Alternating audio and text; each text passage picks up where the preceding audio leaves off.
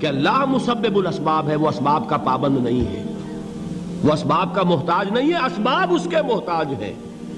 اگر یہ یقین ہے تو اللہ پر ایمان ہے، یہ نہیں ہے تو تمہارا ایمان اسباب پر ہے، وسائل پر ہے، ذرائع پر ہے، مادیات پر ہے، اللہ پر نہیں۔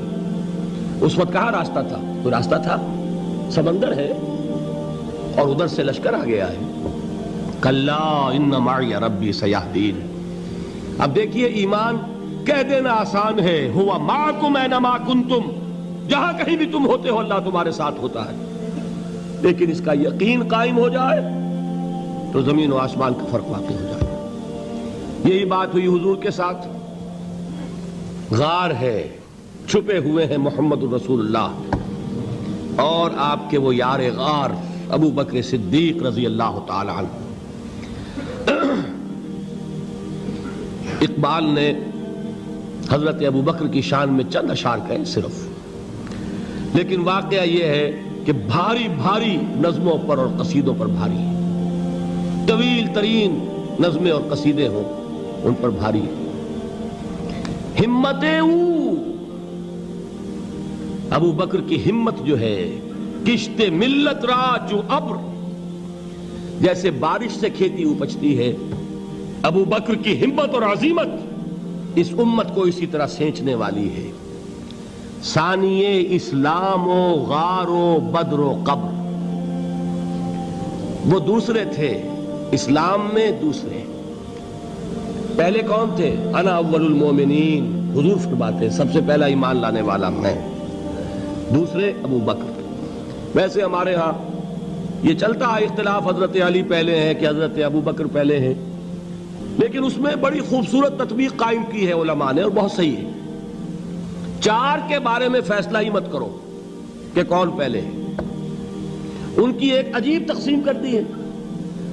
آزاد مردوں میں، بالغ مردوں میں سب سے پہلے ابو بکر، بچوں میں سب سے پہلے علی، خواتین میں سب سے پہلے خدیجہ، اور غلاموں میں سب سے پہلے زید ابن حارثہ۔ بڑی پیاری تقسیم ہے، یہ چاروں ہی پہلے ہیں، ہر ایک کے لیے اولیت ہے۔ اور واقعہ یہ ہے کہ اگر زمانی اعتبار سے تعین ہوگا تو پہلے خدیجۃ الکبریٰ آئیں گی رضی اللہ تعالی عنہ، کسی اور سے بات کرنے کی نوبت بعد میں آ سکتی ہے، پہلے تو اہلیہ محترمہ سے بات ہوئی، آتے ہی پہلی وحی ہوئی ہے، ابھی تبلیغ کا حکم نہیں تھا، کس کو بتایا واقعہ؟ ابھی اپنی نبوت کی تبلیغ کا تو حکم ہی نہیں آیا، واقعہ کس کا ہے؟ وہ خدیجہ کا ہے۔ جب کہا ہے کہ خشیت علی نفسی، مجھے اپنی جان کا اندیشہ ہے، تو کیا جواب دیا خدیجہ نے رضی اللہ تعالی عنہا؟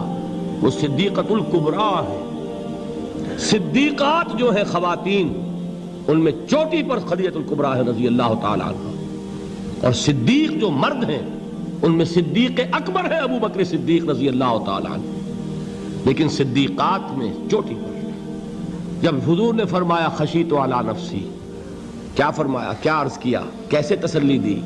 نہیں نہیں، اللہ آپ کو ضائع نہیں کرے گا، آپ غریبوں کے ہمدرد ہیں، آپ مساکین کے تکالیف رفع کرنے والے ہیں، آپ بیواؤں کی سرپرستی کرتے ہیں، آپ مسافروں کی خدمت کرتے ہیں، اللہ آپ کو ضائع نہیں کرے گا۔ یہ یقین ہے اس خاتون کے اندر۔ خیر وہ ایک علیحدہ بات ہو جائے گی۔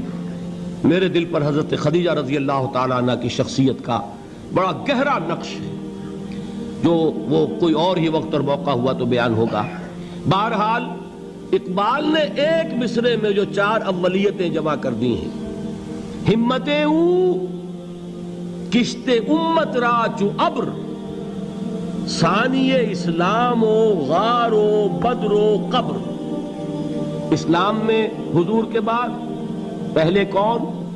ابو بکر۔ غار میں حضور کے ساتھ کون؟ ابو بکر۔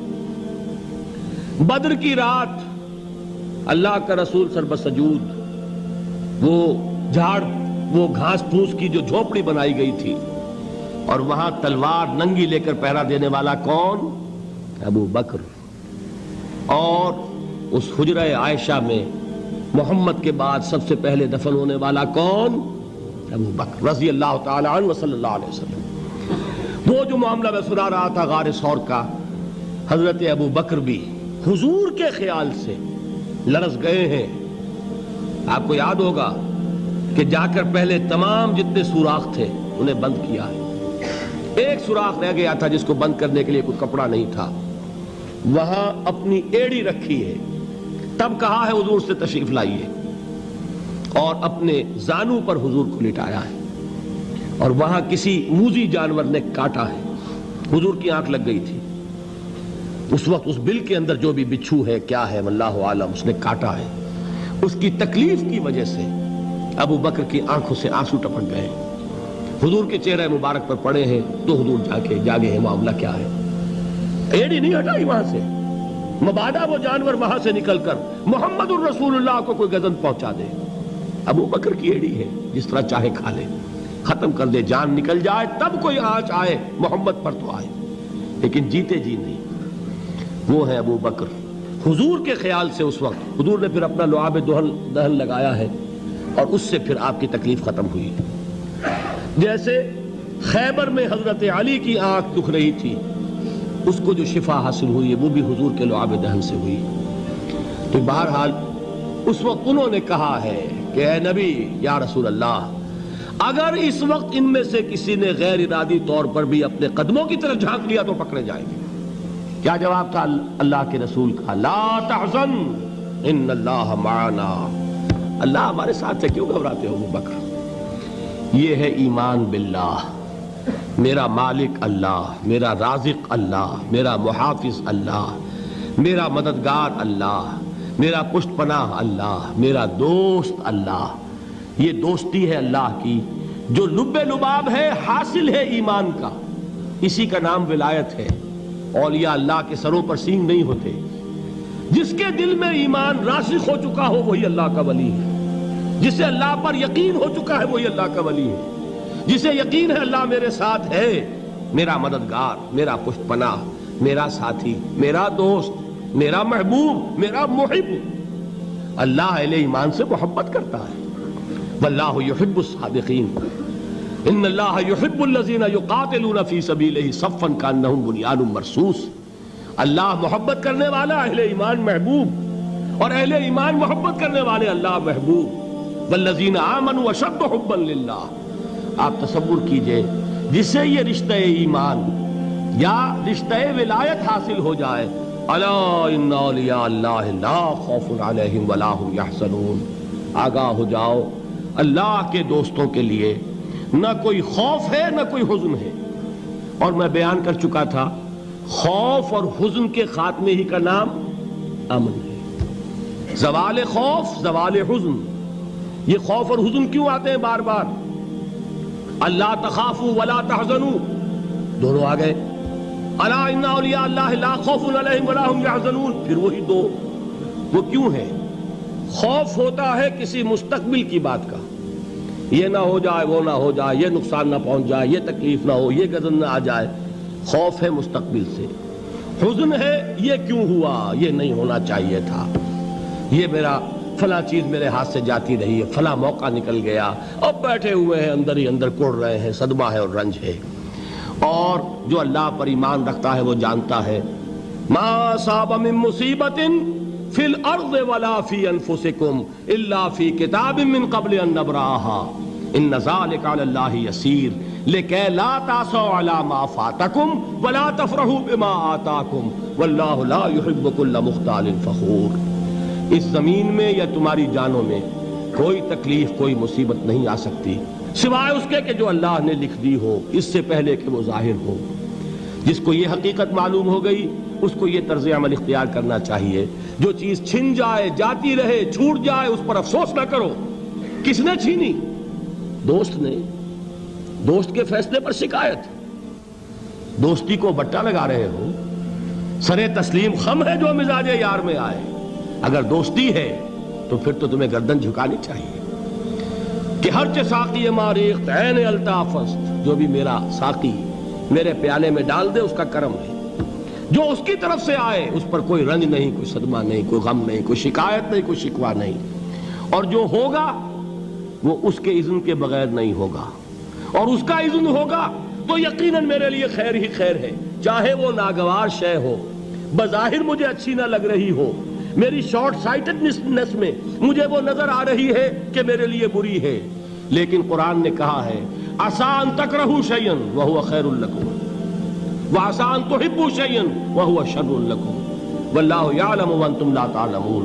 ہو سکتا ہے تم کسی چیز کو ناپسند کرو درحال ہے کہ اسی میں تمہارا خیر ہو، اور ہو سکتا ہے تم کسی چیز کو پسند کرو درحال ہے کہ اس میں تمہارا شر ہو۔ اللہ جانتا ہے، تم نہیں جانتے۔ جب مجھے یہ بات معلوم ہو گئی، میں نے اپنا معاملہ اللہ کے حوالے کیا۔ سپردم بے تو مایا خیش را تو دانی حساب کم و بیش را۔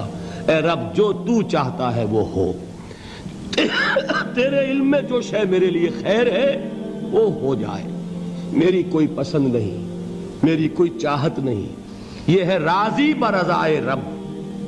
اکبر الہ آبادی نے اسے کہا ہے رضائے حق پہ راضی رہ، یہ حرف آرزو کیسا، خدا خالق، خدا مالک، خدا کا حکم تو کیسا۔ جب میں آ گیا بیچ میں، میری پسند، میری مرضی، میری خواہش، میری چاہت، یہی تو شرک ہے۔ ما شاء اللہ کان وما لم یشاء لم یکن، جو اللہ نے چاہا وہ ہوا، جو اس نے نہیں چاہا نہیں ہوا، اختیار اس کا ہے، میرا تو نہیں۔ رضائے حق پہ راضی رہ، یہ حرف آرزو کیسا، خدا خالق، خدا مالک، خدا کا حکم تو کیسا۔ اقبال نے اسے کہا ہے فارسی میں، اب آپ کہیں اس کا ترجمہ بھی کرو تو وہ مجھے ذرا اس وقت کچھ بہت ہی بدذوقی کسی بات نظر آئے گی۔ جائیے پوچھئے کسی سے جسے فارسی آتی ہو۔ برو کشید ز پیچا کے ہست و بود مرا، چے اقدہا کے مقام رضا کشود مرا۔ مجھے تو تمام پیچ و خم سے نکال دیا اس مقام رضا نے، میں راضی برضائے رب ہوں، جو فیصلہ اس کا میں اس پر راضی۔ تو کہاں کا حزن اور کس کا خوف، یہی زوال حزن اور زوال خوف، یہی ہے امن، یہ نتیجہ ہے ایمان کا۔ تو جان لیجئے یہ ہے لب لباب، یہ ہے حاصل ایمان کا۔ یہ ہے تو ایمان ہے، یہ نہیں ہے تو ایمان نہیں۔